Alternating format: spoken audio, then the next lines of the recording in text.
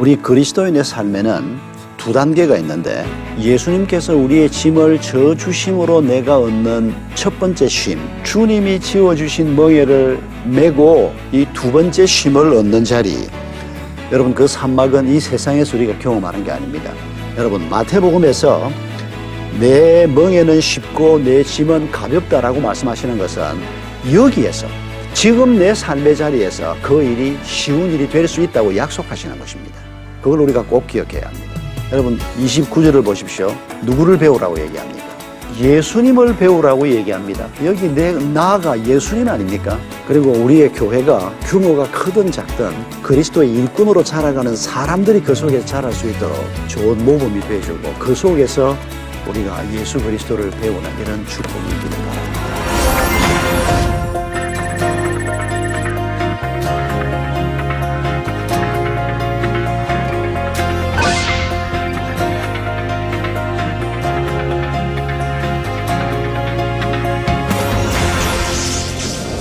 여러분 반갑습니다. 오늘은 베드로후서 1장 1절로 11절 말씀을 가지고 두 번에 나누어서 강의를 하려고 합니다. 하나님의 형상을 회복하는 일에 대해서 말씀을 좀 나누려고 합니다. 로마에 있는 카타콤을 가보신 분들이 많이 있을 겁니다. 또 가보지 않았어도 카타콤이 어떤 곳인지 익히 알고 계실 것입니다. 원래 지하 공동묘지였던 이 카타콤이 지금 현재 한 120개 정도 발견되어 있습니다. 그 120개의 총 길이를 합하면 900km쯤 됩니다. 그러니까 900km 정도의 복도가 있고 그 복도에 딸린 방들이 있었다고 생각하면 됩니다. 그리고 그 다락에 사람들을 전부 묻어놓은 겁니다. 로마의 교회가 세워진 것은 예루살렘 교회하고 거의 동시에 세워졌습니다. 사도행전 2장 10절을 보면 로마에서 온 사람들이 있었다고 기록하고 있습니다. 그들이 로마까지 한두 주 후에는 돌아갔을 겁니다. 그리고 예루살렘 교회하고 거의 동시에 로마에도 하나님의 교회가 시작된 겁니다. 로마에 있는 그리스도인들이 박해가 시작이 되면서 도망을 치다가 이 지하 공동묘지인 카타콤에 숨어들었습니다. 근데 거기가 안전하다는 게 발견이 됐습니다. 그러면서 시간이 지나면서 소문을 들었던 이 그리스도인들이 조금씩 모여들기 시작한 겁니다. 그리고 모여오면 굴을 조금 더 파는 겁니다.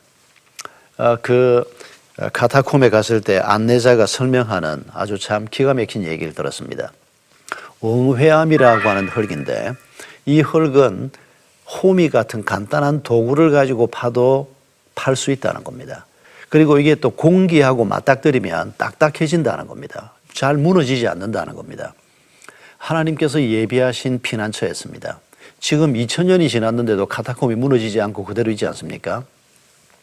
또 더 재미있는 것은 그 엉회암 흙을 파내서 바깥에다가 던져 놓으면 거기 굴을 파고 있다는 사실을 지나가는 사람들이 알 수도 있습니다.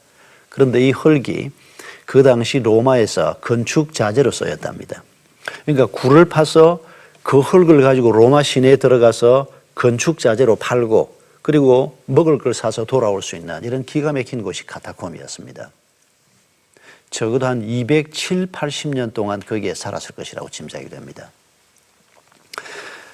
거기에서 자기 한 생을 보내는 겁니다. 부모님 장례를 치르는 겁니다. 거기에서 자식을 낳는 겁니다. 그리고 자기들도 거기에서 죽는 겁니다. 그 세월이 270, 80년 같습니다. 여러분 얼마나 기가 막힌 삶을 살았을까요? 지하 공동묘지에 들어가 보면 복도가 아주 좁습니다. 좁을 수밖에 없습니다. 이걸 너무 넓게 팔면 굴이 무너질 수가 있으니까 두 사람이 스쳐 지나갈 때는 한 사람이 벽에 기대 쓰고 한 사람이 지나갈 정도의 좁은 복도입니다. 그리고 방도 조그만하게 팝니다. 그런 곳에서 평생을 살고 100년, 200년, 300년 가까운 세월을 보내면서 환경을 극복하고 자기 마음속에서 일어나는 분노나 좌절이나 로마를 향한 원망이나 이런 모든 것들을 극복하고 아름다운 그리스도인의 모습을 가지고 있었습니다. 그리고 그게 점점 확산되기 시작했습니다. 여러분 그들 손에 베드로후서가 있었다고 한번 상상해 보십시오. 베드로후서만 있었던 것은 아닙니다. 그러나 로마에서 순교하신 사도 베드로, 로마에서 순교하신 사도 바울, 이런 분들이 성도들에게 보낸 편지가 있었는데 그 중에서 오늘 우리가 본문으로 삼은 베드로후서 1장 1절로 11절 말씀에 이 보배로운 믿음을 가지고 있는 사람들이 그들의 환경을 이기고 자신들의 문제를 극복하면서 하나님의 사람으로 능력 있게 살 수 있었던 비결을 이 본문 말씀에서 말씀하고 있는 것을 볼 수가 있습니다. 핵심적인 표현은 하나님의 형상, 신의 성품에 참여하게 한다는 것입니다. 베드로후서 1장 4절을 보면 이로써 그 보배롭고 지극히 큰 약속을 우리에게 주사 이 약속으로 말미암아 너희가 정욕 때문에 세상에서 썩어질 것을 피하여 신성한 성품에 참여하는 자가 되게 하셨다. 이 신성한 성품이라고 하는 것이 바로 신의 성품, 하나님의 성품입니다. 이게 바로 하나님의 형상입니다. 창세기 1장을 보면 우리가 하나님의 형상으로 지어졌다고 말씀하고 있지 않습니까?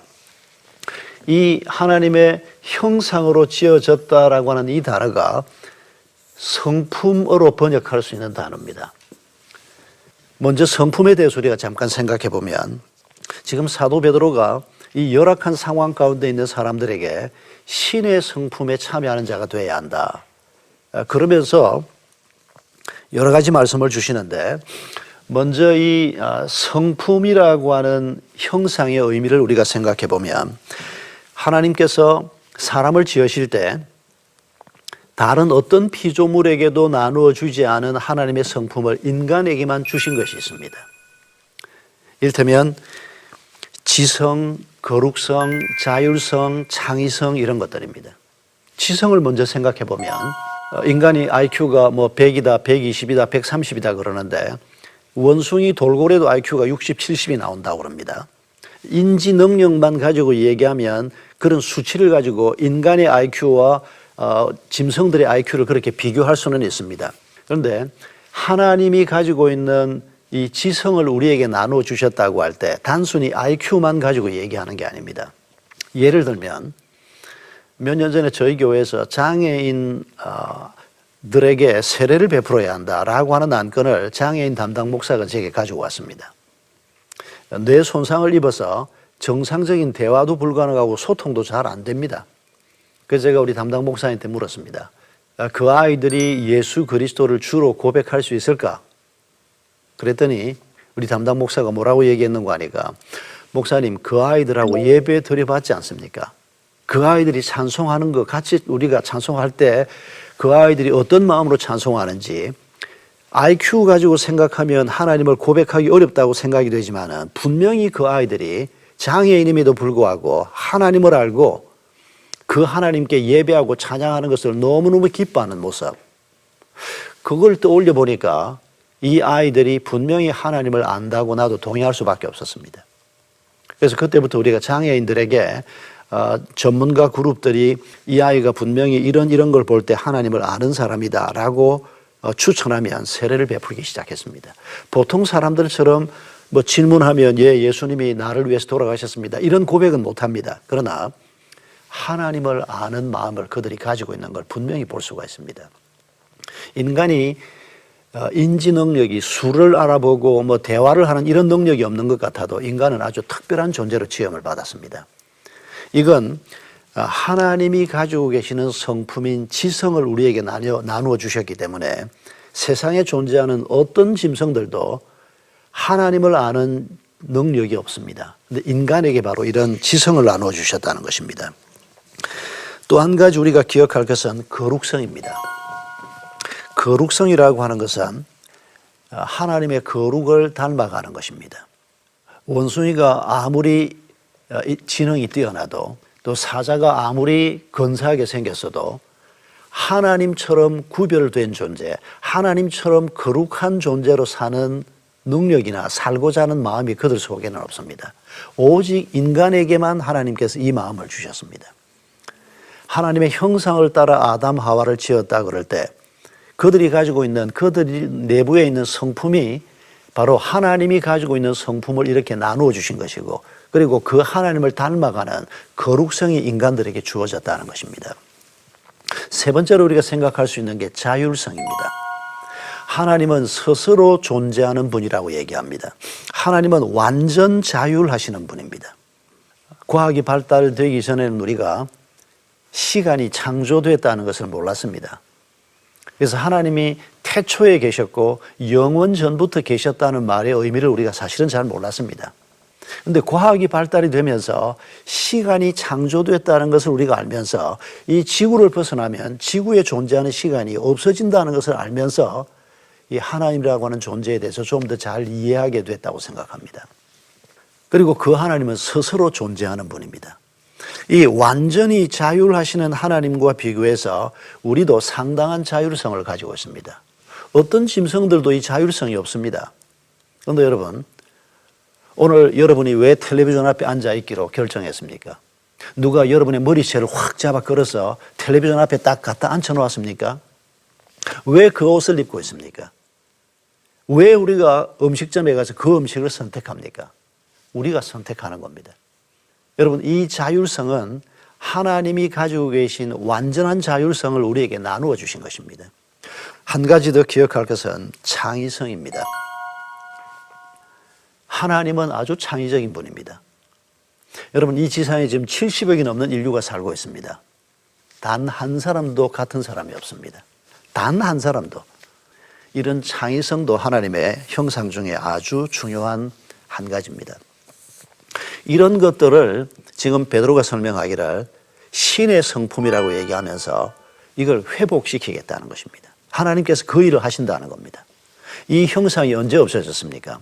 창세기 3장에 인간이 아담 하와가 스스로 하나님이 되겠다고 선악과를 따먹고 하나님과의 관계가 깨질 때 우리 속에 있던 이 하나님의 형상도 깨져 버렸습니다. 예수 그리스도가 오셔서 이 하나님의 형상을 다시 회복한다는 것입니다. 이 하나님의 형상에서 우리가 한 가지 더 기억해야 될 중요한 단어가 있습니다.